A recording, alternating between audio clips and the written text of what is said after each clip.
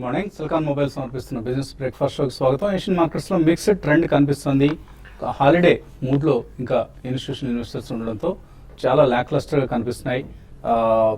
Most of the markets narrow రేంజ్లో trade అవుతుండడం చూస్తున్నాం ఈ Monday morning. So after long weekend markets ఇవాళ తిరిగి ప్రారంభమవుతున్నాయి.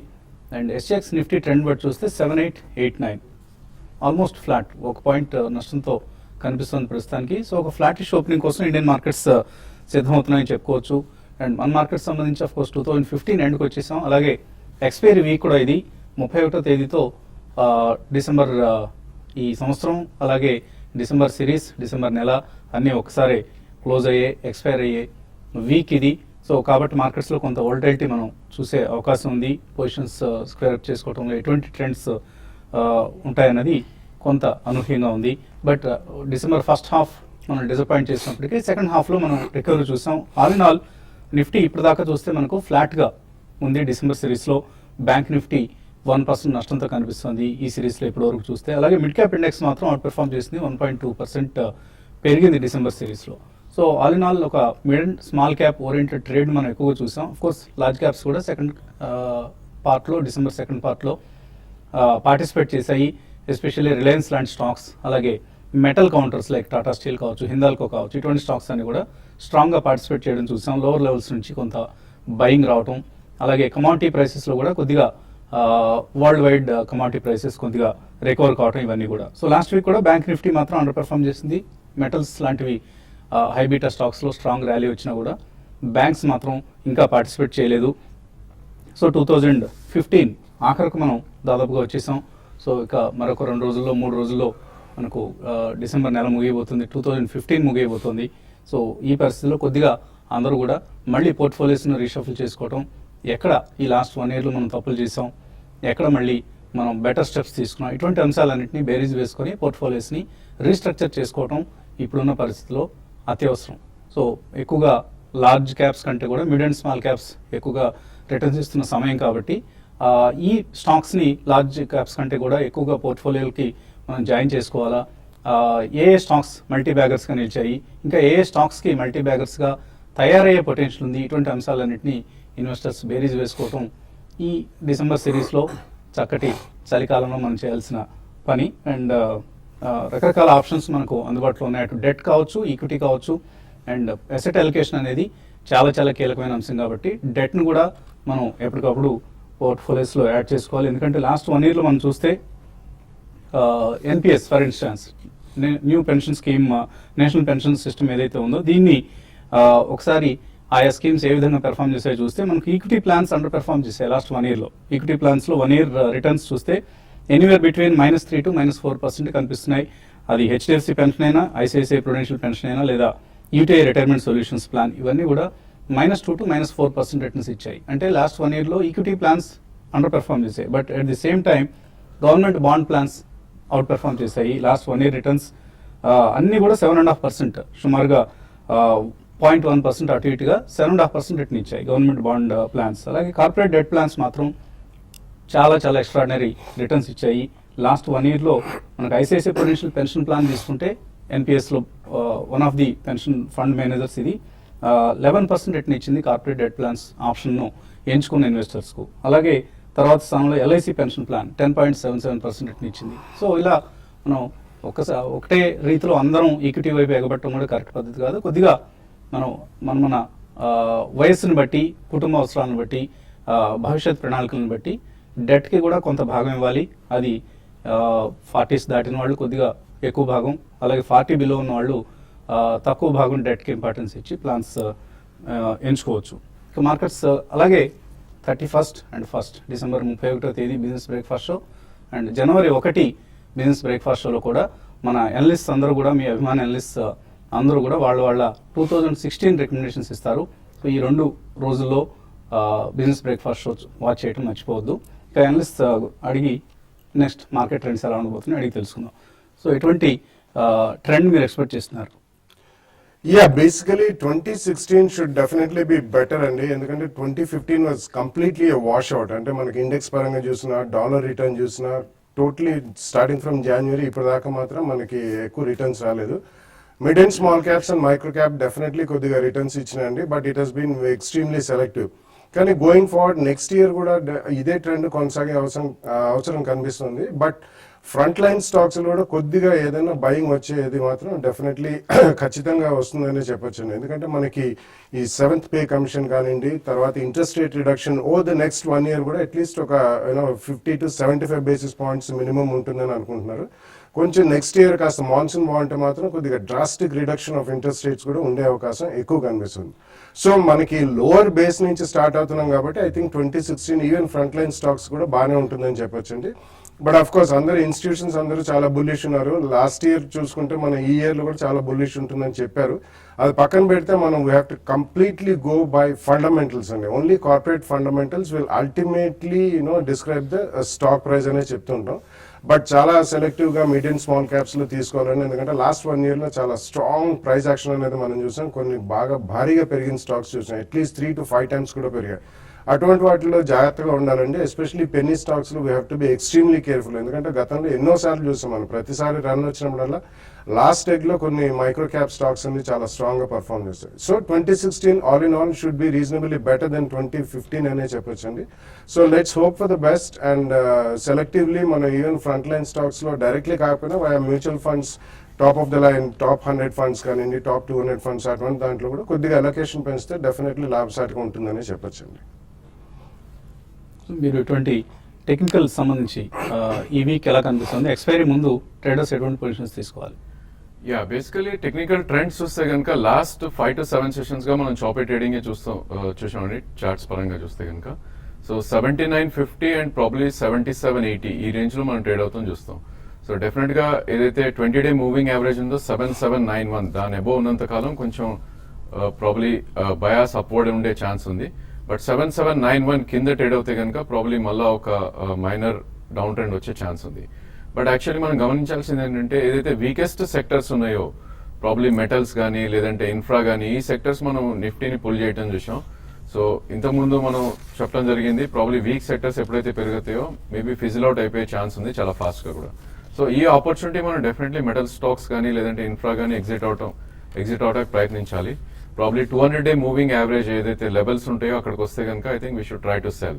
Example of Tata steel around 263 current market price ఉంది.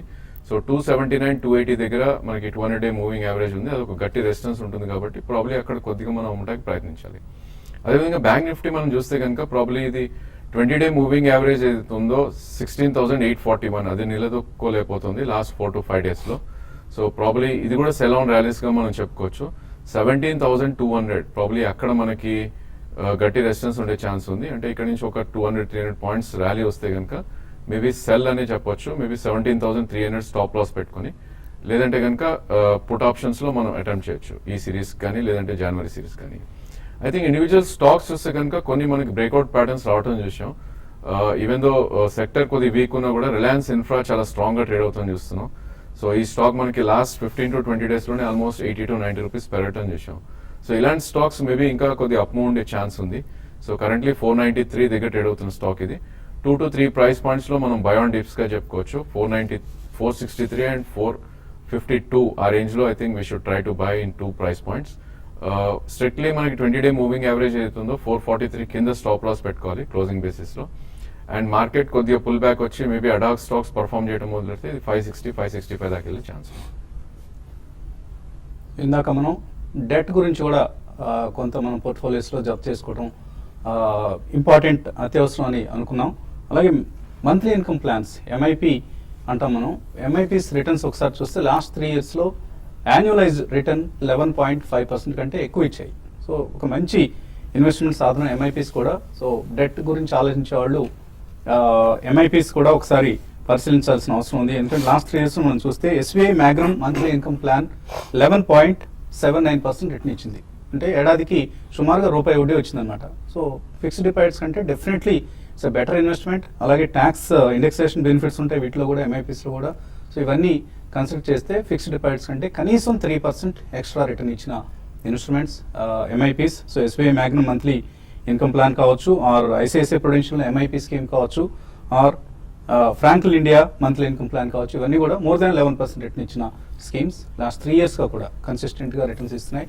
సో తప్పకుండా ఎంఐపీస్ని డెట్ ఇన్వెస్టర్స్ కన్సిడర్ చేయొచ్చు. కాలర్స్ లైన్ ఉన్నారు. ఫస్ట్ కాలర్ కృష్ణా జిల్లా నుంచి Umar Dev. Hello hello, good evening అండి. Good morning sir. Good morning, చెప్పండి. మీ పేరు బాగుంది, ఉమర్ దేవ్ అంటే ఏంటండి? జేకే పేపర్, సెంచురీ ప్లైవుడ్ రెండు కొన్నానండి, పర్వాలేదంటారా? ఓకే, ముందుగా మీ పేరుకి అర్థం చెప్పండి, తర్వాత మీ జేకే. ఉమర్ బేగ్. ఉమర్ దేవ్. బాగుందండి, పేరు బాగుంది. ఆయన అడిగిన 2 స్టాక్స్ ఎటువంటి సలహా ఇస్తారు? యా, ప్రాబ్లీ సెంచరీ ప్లై చూస్తే కనుక ఈ స్టాక్ మనకి లాస్ట్ 1.5 year లోనే ఇది ఆల్మోస్ట్ 22 రూపీస్ నుంచి 230 రూపీస్ టాప్ ఫామ్ అయ్యి ప్రాబ్లీ ఒక కన్సాలిడేషన్ జోన్ లో ఉంది. సో మీరు 1 to 2 years వ్యూ ఉంటే డెఫినెట్లీ అక్యుములేట్ చేయమని చెప్తాను. ప్రాబ్లీ కరెంట్ మార్కెట్ ప్రైస్ 167 ఉంది. ఐ థింక్ ప్రీవియస్ బాటమ్ ఏదైతుందో 135, 140 దాకా కూడా వచ్చే ఛాన్స్ ఉంది. సో 2 price points లో మీరు అక్యుములేట్ చేయండి. ప్రాబ్లీ 2 years మీరు హోల్డ్ చేయగలిగితే కనుక మేబీ మొన్నటి హై అయితే ఉందో 230, 240 దాకా వెళ్ళే ఛాన్స్ ఉంది. అదేవిధంగా జేకే పేపర్ చూస్తే కనుక ఇది టోటలీ కన్సాలిడేషన్ లో ట్రేడ్ అవుతున్న స్టాక్ ఇది. సో దీనికి మనం బ్రేక్అవుట్ అనేది అరౌండ్ 63 and 64 అబోవ్ వస్తేనే బ్రేక్అవుట్ గా మనం పరిగణిస్తాం. సో ఈ లోపల అది టోటలీ రేంజ్ లో ట్రేడ్ అయ్యే అవకాశం ఉంది. అండ్ ఇది స్టాక్ కూడా వాల్యూమ్స్ పరంగా చూస్తే కనుక కొద్దిగా తక్కువగా ట్రేడ్ అవుతుంది, మేబీ 1 lakh, 1.5 lakh ట్రేడ్ అవుతుంది. సో ట్రేడింగ్ పరంగా అయితే ప్రాబ్లీ ఇది మీరు అవాయిడ్ చేయొచ్చు ఫర్ ద టైం బీయింగ్. తర్వాత caller Janardhan Reddy. Hello sir, good morning Vasant garu. నేను జనార్దన్ మాట్లాడుతున్నాను కర్నూలు నుంచి. అడగండి జనార్దన్. సార్, అది టారెంట్ పవర్ నేను ఒక 160 షేర్స్ 189 రేంజ్ లో తీసుకున్నాను. ఓకే అండి. ఇంకొకటి Cadila health 60 shares 400 rupees range లో తీసుకున్నాను. Okay. Dish TV 300 shares 100 rupees range లో తీసుకున్నాను. ఈ మూవీ కొంచెం ఫండమెంటల్స్ అంటే 1 year దాకా నేను వెయిట్ చేయగలను. ఏం చేయమంటారు చెప్పండి? Torrent power, Cadila and dish TV. Yeah, it's a good choice అండి. కానీ టొరెంట్ పవర్ జనరేషన్ లో ఉంది. ఇట్స్ ఎ డీసెంట్ కంపెనీ, మంచి మేనేజ్మెంట్ కూడా మంచిదే. కాబట్టి పవర్ జనరేటింగ్ కంపెనీస్ లో లాంగ్ టర్మ్ మనం ప్లాన్ చేసుకోవాలండి, 1 year లో కాదు. బట్ ఉన్న వాటిలో ఇది it's better company, even energy generation లో కూడా, పవర్ జనరేషన్ లో. సో డిష్ టీవీ కూడా అలాగే అండి. నెక్స్ట్ 1 year లో కూడా స్వల్పంగా కరెక్షన్ అయింది. And Cadila health care definitely it's going to be one of the good performers in 2016 అండి. ఎందుకంటే 2015 లో స్ప్లిట్ చేసిన తర్వాత నెక్స్ట్ ఇయర్ లో వాళ్ళకి అంటే కొత్త డ్రగ్ అప్రూవల్స్ అనేవి వచ్చే అవకాశం ఉంది. కాబట్టి 3 కూడా ఉంచండి, మంచి choice, definitely hold on to the. చక్కగా డైవర్సిఫైడ్ సెక్టర్స్ నుంచి తీసుకున్నారు మీరు. పిక్స్ బాగున్నాయండి. Torrent power, Cadila, dish TV 3 కూడా హోల్డ్ చేయండి. ఇంకా మరిన్ని కాల్స్, మెయిల్స్ చూడబోయే ముందు కాసేపు ప్రకటనలు.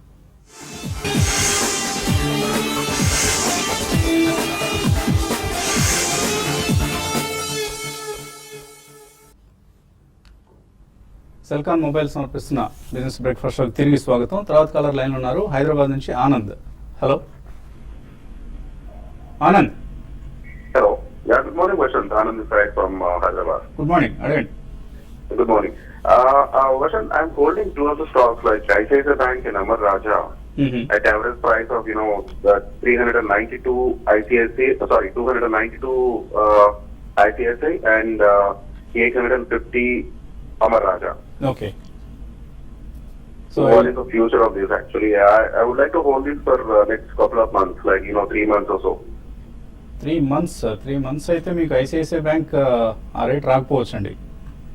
Okay. సో ఐసిఐసిఐ టెక్నికల్ ఎలా కనిపిస్తుంది? ఆయన కొద్దిగా హై ప్రైస్ లో కొన్నారు.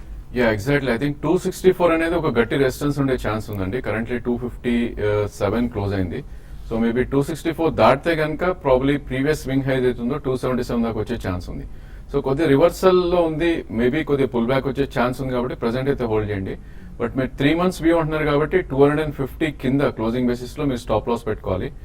అండ్ మేబీ 277, 280 వస్తే కనుక మీరు ఒకసారి ఎగ్జిట్ అవ్వాలి.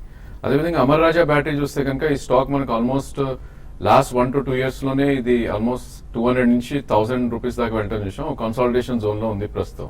సో ఇది కూడా 200-day మూవింగ్ యావరేజ్ కింద ట్రేడ్ అవుతుంది. సో కొద్ది వీక్నెస్ ఉండే ఛాన్స్ ఉంది. బట్ డెఫినెట్ గా పుల్ బ్యాక్ వస్తే మటుకు 898 and 900 మధ్యలో మీరు లాంగ్స్ ఎగ్జిట్ అవ్వాలి. 3 months వ్యూ అంటున్నారు కాబట్టి. అదేవిధంగా 831 కింద క్లోజ్ అవుతే 1 day క్లోజింగ్ బేసిస్ లో మీరు స్టాప్ లాస్ పెట్టుకుని ఈవెన్ లాంగ్ పొజిషన్ కూడా ఎగ్జిట్ అవ్వాలి. సో మీరు ఆల్మోస్ట్ ఒక పొజిషనల్ కాల్ లాగా హోల్డ్ చేస్తున్నారు అమర్ రాజా బ్యాటరీస్ని. మేబీ స్టాప్ లాస్తో హోల్డ్ చేయడం బెటర్ అండి, 2 స్టాక్స్ కూడా, ఇన్ఫ్యాక్ట్ ఐసిఐసి కూడా. సురేష్ కరీంనగర్ నుంచి. హలో సురేష్. హలో హలో అడగండి Suresh. Sir, good morning sir. Good morning. Sir, ఈ క్రిప్టో కరెన్సీ గురించి తెలుసుకోవాలి సార్. దాని రిటర్న్స్ ఎలా ఉంటాయి? ఏ కంపెనీ అండి? సార్ క్రిప్టో కరెన్సీ గురించి సార్. కరెన్సీయా? సార్ మేము కరెన్సీ ఎక్స్పర్ట్స్ కాదండి, మేము ఈక్విటీ మార్కెట్స్ సంబంధించిన సలహా మాత్రం ఇస్తూ ఉంటాం. సో మీరు అడుగుతున్న కరెన్సీకి సంబంధించి మాకు ఎటువంటి ఐడియా కూడా లేదు. సో తర్వాత కాలర్ లైన్ ఉన్నారు. Nagesh, hello. Good morning sir. Morning అండి, అడగండి. సార్ జీ ల్యాండ్ తీసుకున్నాను సార్ నేను 4,500 రూపీస్ లో. జీ ల్యాండా? అవును సార్. ఏ రేట్లో కొన్నారు? 41 సార్. 41. ఓకే. సో ఇందులో యాక్చువల్గా మనం కార్పొరేట్ డెవలప్మెంట్ చూస్తున్నాం, మనం కార్పొరేట్ యాక్షన్ చూస్తున్నాం, ట్రీ హౌస్ దీన్ని మెర్జ్ చేస్తూ. సో జీ ల్యాండ్ ఎలా కనిపిస్తుంది? ఐ థింక్ టెక్నికలీ బ్రేక్అవుట్ అయితే రావడం చూసామండి. ప్రాబ్లీ కొద్ది కరెక్షన్ రావచ్చు ఈ స్టేజ్లో, ఎందుకంటే ఈ స్టాక్ మనకి లాస్ట్ 3 weeks లో చూస్తే కనుక 33 నుంచి ఆల్మోస్ట్ హై 46 అయ్యి ప్రాబ్లీ కొద్ది కరెక్షన్ మోడ్లో ఉంది. సో ప్రస్తుతం అయితే హోల్డ్ చేయండి. అదే ట్రేడింగ్ పొజిషన్ అవుతే కనుక 34 కింద స్టాప్ లాస్ పెట్టి మీరు హోల్డ్ చేయండి. I think maybe 3 to 6 months మీరు హోల్డ్ చేయగలిగితే కనుక యూ కెన్ హోల్డ్. మేబీ 46 ఒకసారి క్రాస్ అవుతే మళ్ళీ 58 to 60 దాకా వెళ్ళే ఛాన్స్ ఉంది. 35 కింద స్టాప్ లాస్ పెట్టి మీరు పొజిషన్ హోల్డ్ చేసుకోండి. తర్వాత కాలర్ తెనాలి నుంచి రవీంద్ర బాబు, హలో. హలో అడగండి. రవీంద్ర బాబు అండి నా పేరు. అడగండి. బల్లాపూర్ ఇండస్ట్రీస్ ఎలా ఉంటుందండి? బళ్ళార్పూర్ బల్లాపూర్ ఇండస్ట్రీస్ ఎలా ఉంటుందండి? కొందాం అనుకుంటున్నారా? కొన్నారా ఆల్రెడీ? ఉన్నాయి, ఇంకా కొన్ని కొందామనండి. ఇంకా యాడ్ చేసుకుందాం అనుకుంటున్నారు. ఏ రేట్లో కొన్నారు గతంలో? 17.5 అండి. 17. ఓకే అండి. బళ్ళార్పూర్ ఇండస్ట్రీస్ ఎలా ఉంటుంది? ఐ థింక్ ప్రాబ్లీ స్టాక్ మనం చూస్తే కనుక వెరీ థిన్లీ ట్రేడెడ్ అండి. లో ప్రైస్ ఉన్న స్టాక్ హార్డ్లీ ఇది మనకి 15 lakhs 16 lakhs ట్రేడ్ అయ్యే స్టాక్. సో ప్రస్తుతం అయితే మీరు హోల్డ్ చేయండి. ఇది 21 రూపీస్ 80 పైసా క్రాస్ అవుతే కొద్దిగా యాక్షన్ ఉండే ఛాన్స్ ఉంది. మేబీ 25-26 దాకా. కరెంట్లీ అరౌండ్ 17.5 ఉంది. బట్ ఇలాంటి స్టాక్స్ మీకు అండర్ పర్ఫార్మ్ చేసే ఛాన్స్ ఉంటుంది ఒక్క క్వార్టర్ బ్యాడ్ రిజల్ట్స్ వచ్చినా కూడా. సో స్ట్రిక్ట్లీ మీరు స్టాప్ లాస్ తో హోల్డ్ చేయాలి. 14 రూపీస్ 50 పైసా మీరు స్టాప్ లాస్ పెట్టుకుని హోల్డ్ చేయండి. ఇన్ కేస్ మీరు ప్రాఫిట్స్ బుక్ చేయాలంటే 21.80 నుంచి 22 మధ్యలో you can book some profits. United states of America నుంచి రాము లైన్ ఉన్నారు. హలో. హలో, గుడ్ మార్నింగ్ అండి. మార్నింగ్ అండి, అడగండి. నేను ఇక్కడ నుంచి ట్రేడింగ్ చేస్తానండి, ఐసిఐసిఐ డిమాట్ అకౌంట్. ఓకే. ఈ మధ్య నేను లాగిన్ అవుతే ఏదో ఫ్యాక్టా కింద ఏదో అంటే are you paying tax in other countries అని ఏదో సమ్ క్వశ్చన్స్ అడుగుతుందండి. దాని గురించి కొంచెం డీటెయిల్స్ తెలుసుకోవాలనుకుంటున్నాను. ఓకే. సో మీరు ఎన్ఆర్ఐ కాబట్టి ట్యాక్స్ ఇంప్లికేషన్స్ కొంత ఉంటాయి. సో ఆయనకి యుఎస్ బేస్డ్ వాళ్ళకి రీసెంట్లీ ఫ్యాక్టా కాదండి ఫట్కా రూల్స్ అని చెప్పి FATCA కొత్తగా వచ్చాయి. ఫట్కా అని చెప్పి. So it is nothing but you have to disclose all your transactions even in India. అంటే గతంలో మీరు ఏదైనా రియల్ ఎస్టేట్ హోల్డ్ చేస్తే అదొకటి పక్కన పెట్టి if you are into financial markets and regularly dealing దాని మీద ఆంక్షలు కూడా ఉండండి. సో డెఫినెట్లీ మీరు ఐసిఐసిఐ వాళ్ళనే సంప్రదించి you have to completely comply with those rules. And recently RBI regulations ప్రకారం కొన్ని అడిషనల్ ఫార్మ్స్ కూడా మీరు సైన్ చేసి ఇవ్వాలి. సో దాని తర్వాత you can only invest purely అండి. Some of them are allowing. So ఈ రూల్స్ అండ్ రెగ్యులేషన్స్ అన్ని కూడా పకడ్బందీగా మీకు ఓన్లీ ఐసిఐసిఐ వాళ్ళే చెప్పగలుగుతారు. కార్తికేయ అడుగుతున్నారు ఒక మెయిల్లో, ఒక ఫ్యామిలీ డాక్టర్ ఉన్నట్లుగా ఫైనాన్షియల్ అడ్వైజర్ని కూడా ఎలా సెలెక్ట్ చేసుకోవాలి? మంచి ఆలోచన అండి. ఇన్ఫ్యాక్ట్ మన దేశంలో ఈ ఆలోచన విధానం లేదు ఇప్పటివరకు. మనకు ఒక ఫ్యామిలీ డాక్టర్ ఎంతైతే అవసరమో ఫైనాన్షియల్ అడ్వైజర్ అంతకంటే ఎక్కువ అవసరం. ఫైనాన్షియల్ హెల్త్ కోసం ఫైనాన్షియల్ అడ్వైజర్స్ తప్పనిసరిగా మనం ఎవరైనా మనం ఒకళ్ళని నమ్ముకొని వాళ్ళ ద్వారా మనం మన ఇన్సూరెన్స్ కావచ్చు, ఇన్వెస్ట్మెంట్స్ కావచ్చు, ఆర్ బ్యాంకింగ్ రిక్వైర్మెంట్స్ కావచ్చు, వీటన్నిటి కూడా ఫైనాన్షియల్ అడ్వైజర్ని మనం కన్సల్ట్ చేస్తే వాళ్ళ ఎక్స్పర్ట్ అడ్వైస్ మనకు దొరుకుతుంది. సిఎఫ్పి అంటారు ఇప్పుడు, సర్టిఫైడ్ ఫైనాన్షియల్ ప్లానర్స్ అని మన దగ్గర కూడా ఒక సిఎఫ్పి బాలరాజు గారు వస్తూ ఉంటారు. సో అటువంటి వాళ్ళు ఈ మధ్య ఎక్కువగా మనకు ఎస్పెషల్లీ అర్బన్ ఏరియాస్లో అందుబాటులో ఉంటున్నారు. అటువంటి వాళ్ళని మీరు కన్సల్ట్ చేయండి. మీరు కార్తికేయ అంటున్నారు, ఎక్కడి నుంచి మెయిల్ పంపింది తెలియదు. హైదరాబాద్ ఆర్ ఈవెన్ విజయవాడ, వైజాగ్ లాంటి ప్లేసెస్లో ఆర్ ఈవెన్ మెడ్రాస్, బెంగళూరు ఇటువంటి నగరాల్లో సిఎఫ్పిస్ అందుబాటులో ఉంటారు. వాళ్ళ వివరాలు మీరు తెలుసుకొని మంచి నమ్మకస్తుని ఎంచుకోండి. మళ్ళీ ఇందులో కూడా కొద్దిగా వాళ్ళ క్రెడెన్షియల్స్ని, ఇంటిగ్రిటీని మనం విచారించి అటువంటి వాళ్ళని కన్సల్ట్ చేస్తే మంచి రిటర్న్స్ ఉంటాయి, మంచి రిజల్ట్స్ ఉంటాయి. శ్రీకర్ గౌడ్ అడుగుతున్నారు, IT support company Vedavaag systems అలాగే ఫ్యూచర్ కన్జ్యూమర్ ఈ రెండు కంపెనీస్ని సెలెక్ట్ చేస్తున్నారని కొనుక్కోవడానికి లాంగ్ టర్మ్ కోసం కొనుక్కోవచ్చేవి. IT company I don't track అండి. ఫ్యూచర్ కన్స్యూమర్ డెఫినెట్లీ, ఎందుకంటే అందులో చాలా రీస్ట్రక్చరింగ్ అవుతుంది ఫ్యూచర్ గ్రూప్ లో, and it's slowly trending out into FMCG company. So I think future consumer you can buy it in 2 price points అండి, but Vedavaag I don't track it. మీరు కొద్దిగా research చేశారు already, company గురించి ఏంటి అనేది తెలుసుకున్నారు. But మేము కూడా ఒకసారి చార్ట్స్ చూసి ఆర్ ఫండమెంటల్స్ చూసిన తర్వాత మీకు సరైన సలహా ఇవ్వగలం. ఎల్జీ ఎక్విప్మెంట్స్ కమల్ అడుగుతున్నారు, 130 రూపాయలకు ఉన్నారు, షార్ట్ టర్మ్ కోసం హోల్డ్ చేయొచ్చా? యా డెఫినెట్లీ ఇట్స్ హోల్డ్ అండి. టోటలీ ఇది ఒక రేంజ్ లో ట్రేడ్ అవుతున్న స్టాక్. ఇది 124 నుంచి 138 మధ్యలో ట్రేడ్ అవుతుంది for the last couple of weeks. So 124 కింద క్లోజింగ్ బేసిస్ లో మీరు స్టాప్ లాస్ పెట్టి హోల్డ్ చేయండి. అదేవిధంగా ప్రీవియస్ స్వింగ్ హై 136 వస్తే కనుక షార్ట్ టర్మ్ మీరు ప్రాఫిట్స్ బుక్ చేయొచ్చు. దుర్గా ప్రవీణ్ సైంట్ కొన్నారు 550 రూపాయల్లో, హోల్డ్ చేయొచ్చు, ఎగ్జిట్ కావచ్చు. ఇట్స్ డీసెంట్ కంపెనీ అండి, very good company, especially based out of Hyderabad. And వాళ్ళ నీష్ వర్టికల్స్ కూడా ఉన్నాయండి, ఏరోస్పేస్ కానివ్వండి, మ్యానుఫ్యాక్చరింగ్, క్యాట్ క్యామ్ ఇటువంటి. సో డెఫినెట్లీ హోల్డ్ చేయమని చెప్తాను. శ్రీరామ్ నలమూత్ అడుగుతున్నారు, SMS ఎందుకు బాగా పెరుగుతోంది, ఇక్కడ ఈ రేట్లో తీసుకోవచ్చా? FDA అప్రూవల్ వచ్చింది, వన్ ఆఫ్ ఇట్స్ డ్రగ్స్ కాదండి, it's one of their plants in Andhra Pradesh. Vizianagaram జిల్లాలో వాళ్ళు ఏర్పాటు చేసిన ప్లాంట్కి FDA అప్రూవల్ వచ్చింది, not for their drug. Hold చేయొచ్చా ఇది? ఇక్కడ డెఫినెట్లీ తీసుకోవచ్చు. హోల్డ్ చేయమని, అంటే ఇక్కడ తీసుకోవాలంటే లాస్ట్ 1 month లోనే అది భారీగా పెరగడం చూసామండి. సో ప్రాబబ్లీ ఒకవేళ తీసుకున్నా కానీ మీరు 2 price points లో తీసుకోవాలండి. ఇక్కడ నుంచి there can be 10 to 15% correction, but wait for this quarter results అండి. దాని తర్వాత ఎందుకంటే రీసెంట్లీ FDA అప్రూవల్ ఒక ప్లాంట్కి వచ్చిందంటే అందులోంచి ఫైలింగ్స్ అవన్నీ కూడా పెరుగుతాయి. సో క్రమేపీ వాళ్ళ బిజినెస్ పెరుగుతుంది. It's decent company, but just wait for a small reaction, లేకపోతే 2 price points with 10 to 15% correction కొనుక్కోండి. హరిబాబు అడుగుతున్నారు, ఐడియా అండ్ కోల్టపాటిల్ డెవలపర్స్ ఈ రేట్లో తీసుకోవచ్చా? యా ప్రాబ్లీ ఐడియా అయితే అవాయిడ్ చేయమని చెప్తాను. ఇట్స్ ఓన్లీ ట్రేడింగ్ బౌన్స్ లాగా మనకు కనిపిస్తుంది. ఏదైతే ఓవర్ సోల్డ్ జోన్ నుంచి ప్రాబ్లీ ఒక పుల్ బ్యాక్ ర్యాలీకి చూస్తున్నాం. సో ఇన్ కేస్ 148, 149 దాటితేనే దీనిలో డెఫినెట్లీ నెక్స్ట్ అప్ మూవ్ ఉండే ఛాన్స్ ఉంది. ఐడియా ఈ స్టేజ్లో మీరు అవాయిడ్ చేయండి. మురళి అడుగుతున్నారు హైదరాబాద్ నుంచి, బిల్ కేర్ ఎందుకు ఇది పెరగడం లేదు, మంచి కంపెనీ అయినా? They have lot of debts అండి. ఒకప్పుడు అది చాలా మంచి కంపెనీ, అంటే వాళ్ళు ప్యాకేజింగ్, ఫార్మస్యూటికల్ ప్యాకేజింగ్ ఎస్పెషలీ దాంట్లో US FDA అప్రూవ్డ్ ప్లాంట్స్ కూడా ఉన్నాయి. So it's niche area. కానీ వాళ్ళు ఒక కంపెనీని జర్మనీలో టేక్ ఓవర్ చేసిన తర్వాత భారీగా డెట్ పెరిగింది. అక్కడి నుంచి వాళ్ళు they are not able to manage finances. కాబట్టి మీరు ఫ్రెష్గా కొనదలుచుకుంటే మాత్రం అవాయిడ్ చేయమని చెప్తారండి. అలాగే మురళి జే శ్రీనివాస్ అడుగుతున్నారు, 5 లక్షల రూపాయలు ఆయన ఇన్వెస్ట్ చేద్దాం అనుకుంటున్నారు. Already Reliance regular savings fund growth ఆప్షన్లో ఇన్వెస్ట్ చేశారట. ఇంకేమైనా కొత్త schemes? SBI blue chip is one of the best performing schemes అండి, దాని కూడా సెలెక్షన్. బట్ ఒకసారిగా లంసంగా కాకుండా మీరు ట్రాంచెస్గా ఇన్వెస్ట్ చేయడం అనేది కరెక్ట్ పద్ధతి అవుతుంది. కొద్దిగా డిక్లైన్స్ వచ్చినప్పుడు కూడా మనం ఎక్కువగా ఇన్వెస్ట్ చేసే పద్ధతిలో ఇన్వెస్ట్ చేస్తే బెటర్ రిటర్న్స్ ఉంటాయి. ఇది ఇవాల్టి బిజినెస్ బ్రేక్ఫాస్ట్. మధ్యాహ్నం స్మార్ట్ ఇన్వెస్ట్లో మళ్ళీ కలుద్దాం.